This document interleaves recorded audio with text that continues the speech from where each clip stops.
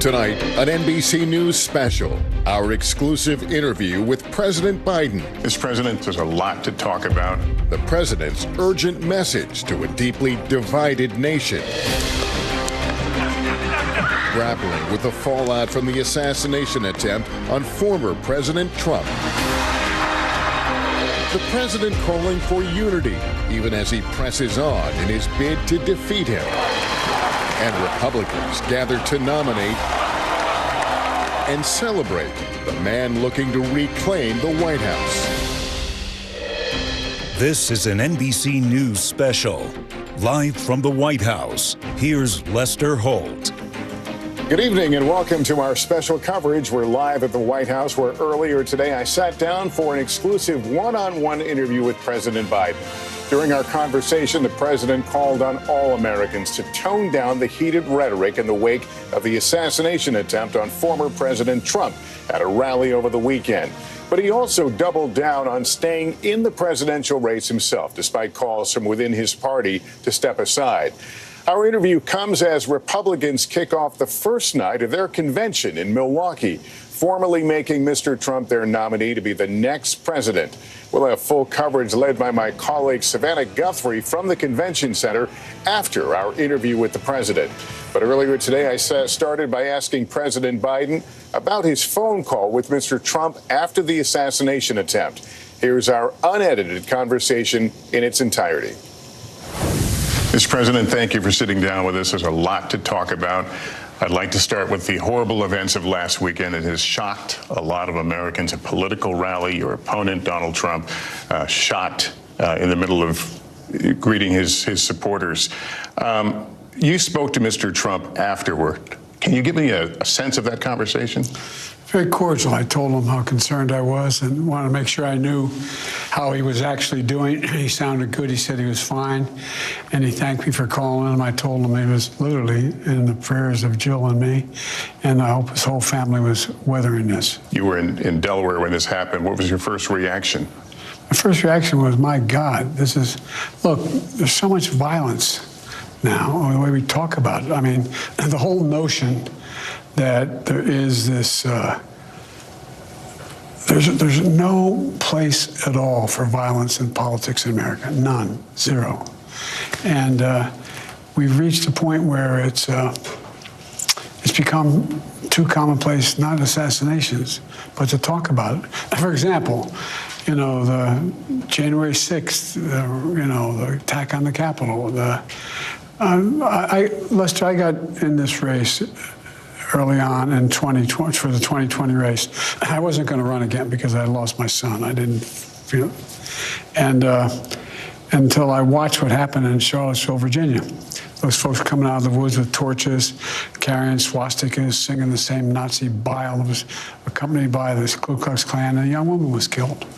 And I was a bystander. And the then president was asked, what do you think? He said, they're very fine people on both sides. Not fine people on both sides. No excuse, zero. Well, let's talk about the conversation this has started, and it's really about language, what we say out loud and the consequences of those. You called your opponent an existential threat. On a call a week ago, you said it's time to put Trump in the bullseye. There's some dispute about the context, but I think you appreciate that. I didn't say words crosshairs. I was talking about focus on. Look, the truth of the matter was, what I guess I was talking about at the time was, there was very little focus on Trump's agenda. Yeah, the term is bullseye. It was a mistake to use the word. I didn't say crosshairs. I meant bullseye. I meant focus on him. Focus on what he's doing. Focus on his policies. Focus on the number of lies he told in the debate. Focus. I mean, there's a whole range of things that, look, I'm not the guy that said, I want to be a dictator on day one. I'm not the guy that refused to accept the outcome of the election. I'm not the guy who said that wouldn't accept the outcome of this election automatically. You can't only love your country when you win. And so the focus was on what he's saying, and I mean, the idea. But have you taken a step back and done a little soul searching on things that you may have said that could incite people who are not balanced? Well, I don't think, look, How do you talk about the threat to democracy, which is real, when a president says things like he says? Do you just not say anything because it may incite somebody? Look, I have not engaged in that rhetoric. Now, my opponent is engaged in that rhetoric. He talks about there'll be a bloodbath if he loses, talking about how he's going to forgive all the, actually, I guess, suspend the sentences of all those who were arrested and sentenced to go to jail because of what happened in the Capitol. I'm not out there making fun of, like, remember the picture of Donald Trump when Nancy Pelosi's husband was hit with a hammer, joking about it? This doesn't sound like you're turning down the heat, though. You've talked about the... No. Look, what I'm turning down, we have to stop the whole notion that there are certain things that are contrary to our democracy that we're for. The idea of saying that I didn't win the election, when every court in the land, I don't know, 20 appeals said, including this conservative Supreme Court, said we won. The idea of having a loyalty pledge from all the folks who are in the Republican MAGA, not all Republicans, the MAGA Republicans, saying that, no, we lost the election, inflaming the people to say, So what can you and what will you do, at least things you can control, to lower down the temperature, the rhetoric out there? Continue to talk about the things that matter to the American public.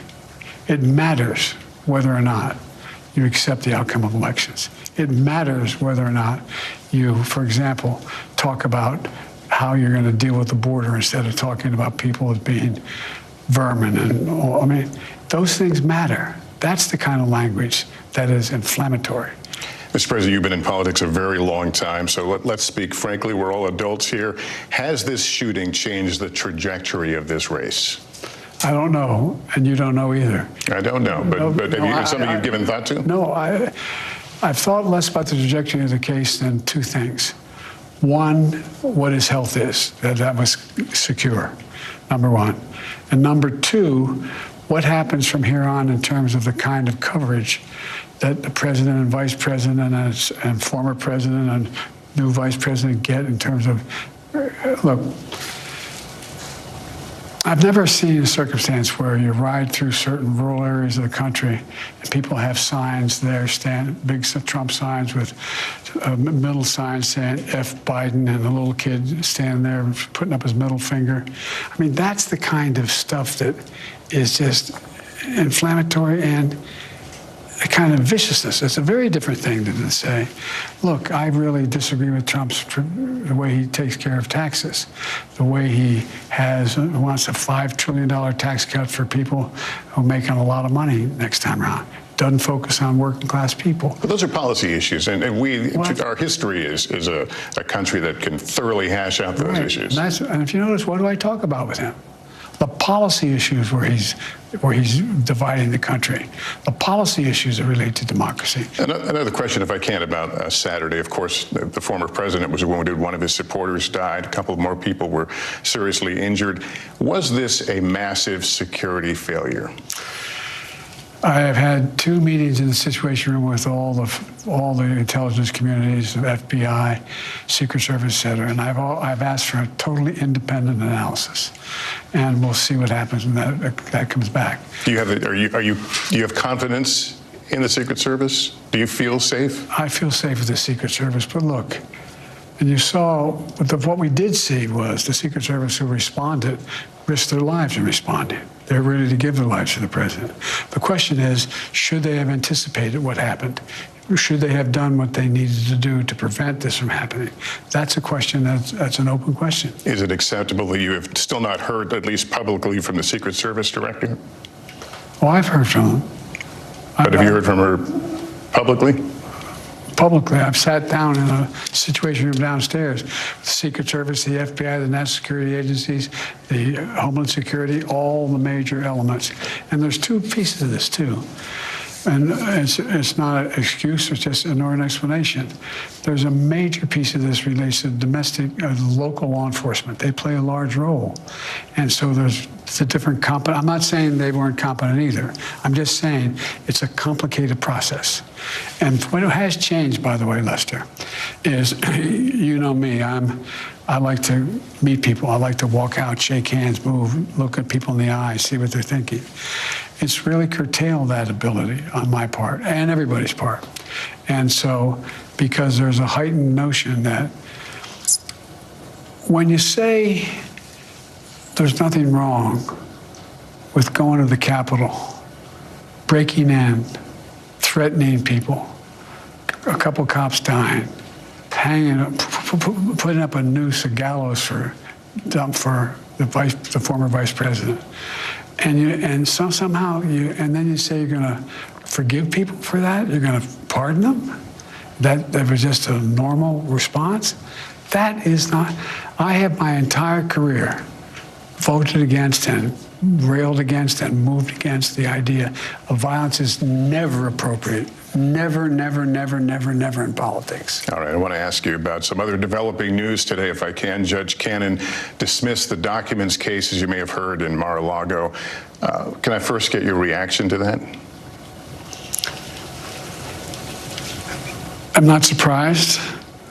It comes from the immunity decision the Supreme Court ruled on, and Clarence Thomas, in his dissent, said that independent prosecutors appointed by the Attorney General aren't legit. That's the basis on which this judge moved to dismiss. And but I had an independent prosecutor look at me. They spent months on my going through, and I was totally cooperative, in and out of my house. And there were, I don't know, the last time in, there were like 10, 12 agents in my house for 9 hours unaccompanied, going through every single thing I had. That's appropriate. And they looked at me and concluded I didn't do a damn thing wrong. But my generic point is that it's,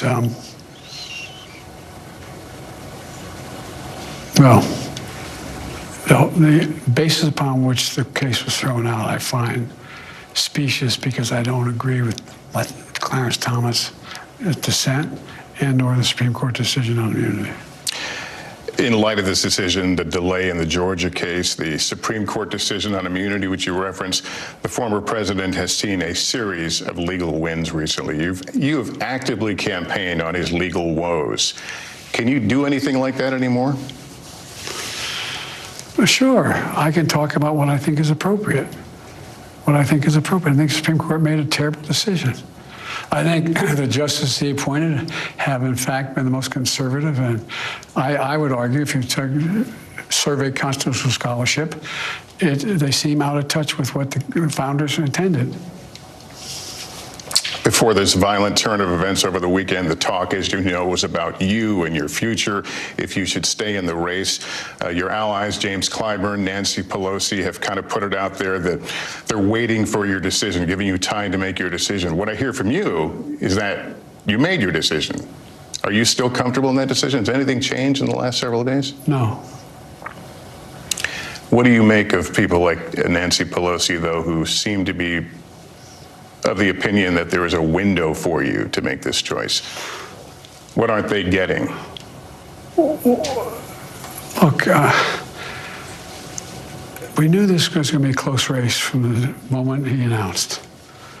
The idea that we are in a situation where, if you look at all the polling data shows a lot of different things, but there's no wide gap between us.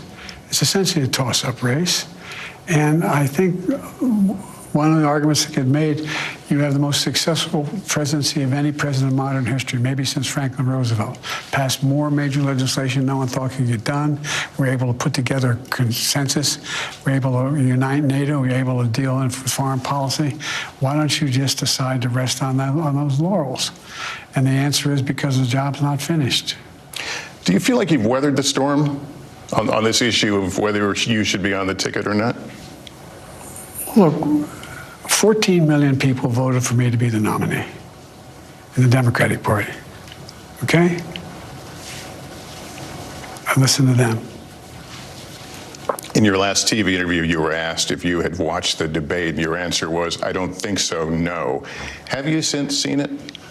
I've seen pieces of it. I've not watched the whole debate. And the reason I ask, because I guess the question is, are you all on the same page? Are you seeing what they saw, which was moments of, frankly, that appeared to be, you appeared to be confused? Lester, look, why don't you guys ever talk about the 28 lies he told? Where are you on this? Why didn't the press ever talk about that? 28 times it's confirmed he lied in that debate. I had a bad, bad night. I wasn't feeling well at all.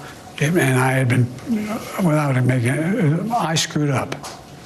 But I just asked the question because the idea that you may or may not have seen what some of these other folks have seen, you're not on the same. I'd have to see. I was there. I'd have to see it. I was there. And by the way, seriously, you won't answer the question, but why didn't the press talk about all the lies he told? Well, I haven't heard anything about that. We have reported many of the issues that came up during that debate. No, you haven't. We'll provide you with them. God love you. Okay. President Obama put out a statement after the debate, but should he and Michelle Obama be doing more to express their confidence in you? No, they're helping me. They've helped me from the beginning. This is my job to get this done. Have you talked to him recently about this? I haven't talked to him in a couple weeks. Have you talked to him since this issue came to light, since the debate? I don't think, I may have. I don't think so. Who do you listen to on deeply personal issues, like the decisions whether to stay in the race or not? Me. Look, I've been doing this a long time. The idea that I'm the old guy, I am. I'm old. But I'm only 3 years older than Trump, number one. And number two, my mental acuity's been pretty damn good. I've gotten more done than any president has in a long, long time, in 3.5 years. So I'm willing to be judged on that. I understand why people say, God, he's 81 years old. Whoa, what's he going to be when he's 83 years old or 84 years old? It's a legitimate question to ask. I want to ask you about, just shortly before you and I sat down, former President Trump named his vice presidential pick, J.D. Vance. What does that tell you, his qualities? What does that tell you about former President Trump's values in terms of who he will surround himself with in a next administration should he win? Well, it's not unusual. He's going to surround himself with people who agree completely with him. Have a voting record. I support him. Even though if you go back and listen to the things that J.D. Vance said about Trump. Well, he said some things about you, yeah. Oh, no, well, he said something about me, but see what he said about Trump. What's with you guys? Come on, man. Look, the point I'm making is that J.D. Vance has adopted the same policies, no exceptions on abortion, making sure that he supports the new $5 trillion tax cut that Trump wants to give in the next administration, signing on to the whole notion of whether or not we're going to, he says there's no climate change happening. I mean, he signed on to the Trump agenda, which he should if he's running with Trump. Mr. Trump has said he's giving you a chance to redeem yourself, basically the idea of engaging in another debate. We're going to have another debate. Yeah, you're going to have one in September that's on the books. Would you be open to doing one in the next few weeks? I'm going to debate him when we agreed to debate, and I'm going to debate him in September.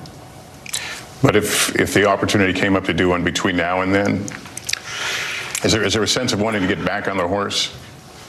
I'm on the horse. Where have you been? I've done 22 major events, met thousands of people, overwhelming crowds, a lot happening. I'm on the horse. What I'm doing is going out and demonstrating to the American people that I have command of all my faculties, that I don't need notes, I don't need teleprompter. I can go out and answer any questions at all.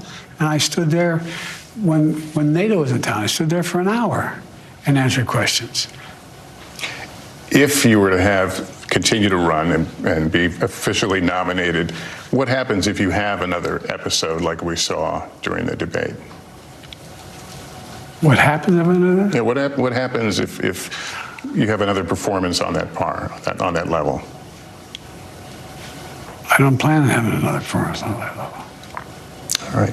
Mr. President, it's always good to talk to you. Good to see you. Thank you for making some time for us. Sometimes come and talk to me about what we should be talking about. All right. Okay, the issues.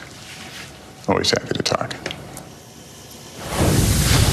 That was our unedited conversation with President Biden. We should note we extended the same interview offer to Mr. Trump to sit down with us on the first night of the Democratic National Convention when it happens next month. For now, let me bring in my colleague Savannah Guthrie in Milwaukee with more of our coverage of both our interview and night one of the Republican National Convention. Savannah, good evening. All right, Lester, thank you. We'll see you here in Milwaukee tomorrow night. Lots to chew over with this interview with President Biden. And I've got Meet the Press moderator Kristen Welker with us here in Milwaukee and our senior Washington correspondent, Hallie Jackson. So we just are watching this for the first time together. Let's digest it, both of you. Kristen, what do you think of this interview? What do you think the headlines will be? And what was the White House strategy here? They had canceled a civil rights speech in Austin, but kept this interview in light of recent events. I think that part of what the White House wanted to do initially when they agreed to this interview was to tamp down the growing criticism of President Biden. That was before the shooting. Party, before the shooting, in the wake of that debate performance that you heard Lester talking about with him. They thought it was important for him to continue with this interview in light of the assassination attempt over the weekend to get that message out that violence in any form cannot be tolerated. It was notable, Savannah, because he tried to walk a fine line. He called it a mistake that he told some campaign staffers we should be putting Trump in the bullseye. Basically, he meant, let's talk about the issues related to Trump. But he didn't back away from his claim, his argument that Trump is a threat to the democracy. And it really is a preview, I think, of the fine and very tricky line he's going to have to walk moving forward in this campaign as he tries to come back, tries to overtake former President Donald Trump. Also notable, Lester asked him, how might this assassination attempt impact the overall race? You heard President Biden acknowledge, we just don't know. So Savannah was defiant at times and really, again, trying to walk that fine line. Fair to say nobody knows how this plays out. But yes, the president didn't seem to mince his words, Hallie. He's still taking the case, taking the fight to former President Trump.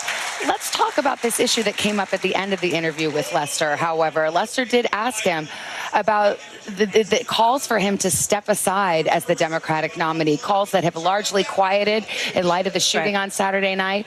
What do you read from that? Do you think when you talk to Democrats on the Hill and around the country, do you think that this issue is over for Democrats and now they accept Biden's the nominee and we go with him till November? Or do you think this is still an open issue? If it is acceptance, Savannah, I might characterize it more as resignation on the part of some Democrats. It is on pause, I think is how I'd categorize it for now, given the fact that, let's be real about what has happened over the course of the last 48 hours. We are in a different political universe after the attempted assassination of former President Trump as we sit here at the Republican National Convention. For Democrats, the question is going to be, and it was interesting to hear Lester get into this some, what happens if former House Speaker Nancy Pelosi, who has enormous influence still over Democrats, starts to push the issue more? The answer on his conversations with former President Obama is fascinating. The two of them, obviously a close relationship, but with some complications, of course. What's interesting is he said he didn't think he had talked to former President Obama since the debate, but I think it's been widely reported that, in fact, they did speak. Well, the former president came out and gave a big show of support in the day after the debate, one of the first sort of forceful shows of support, including from former President Clinton as well. I will tell you what's interesting is hearing from Democratic voters on the ground. Our teams are out there all the time.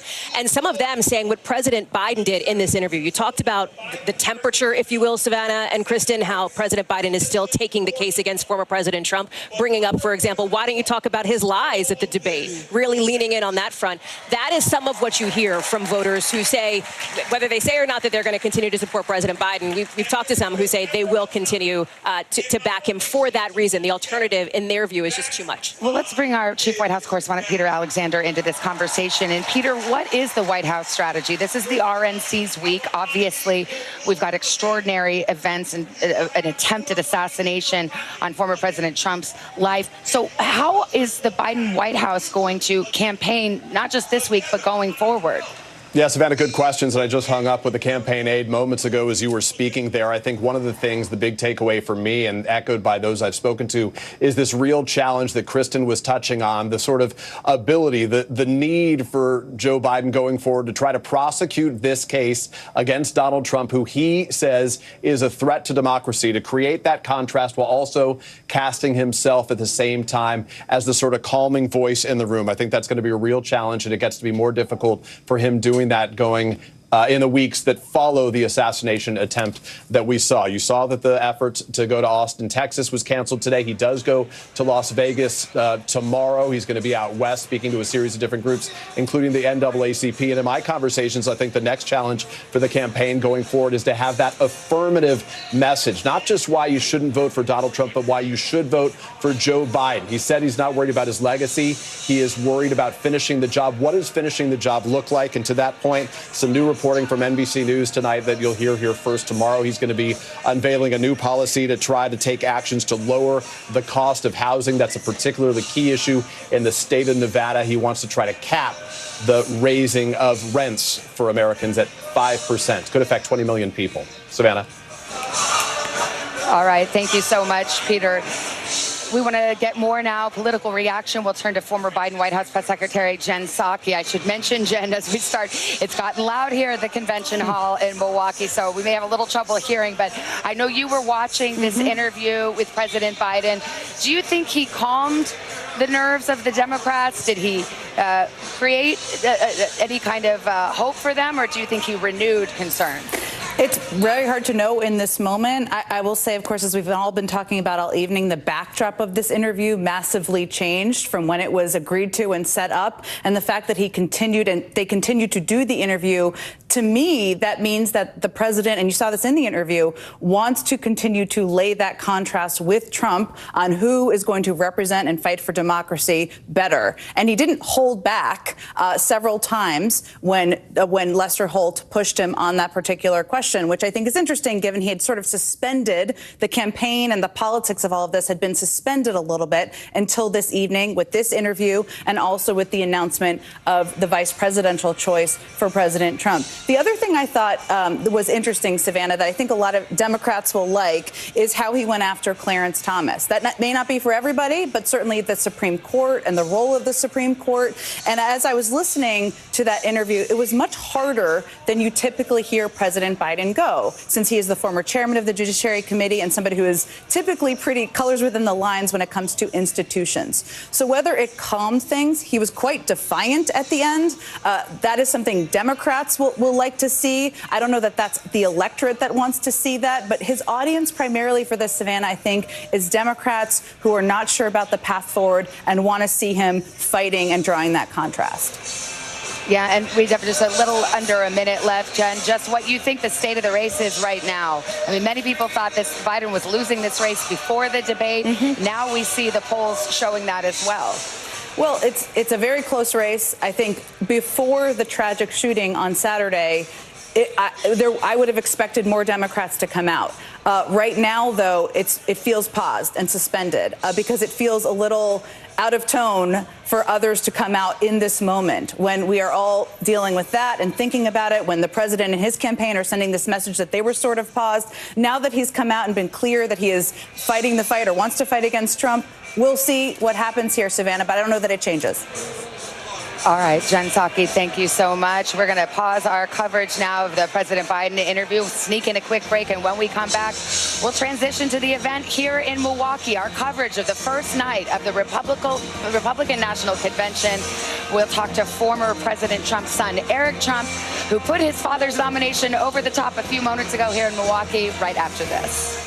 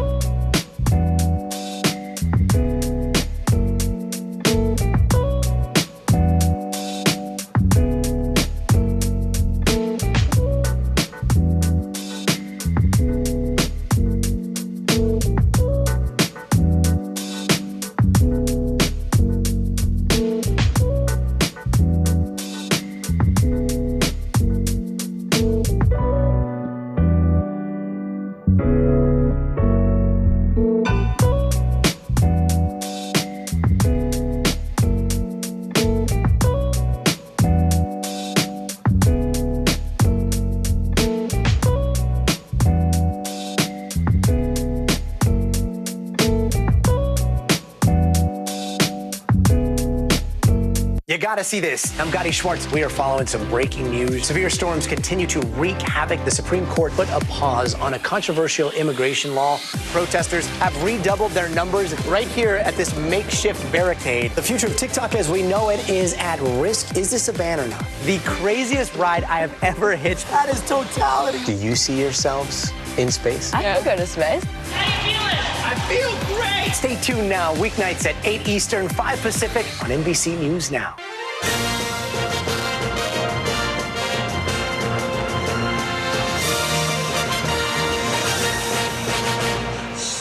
Hi there, everybody. Good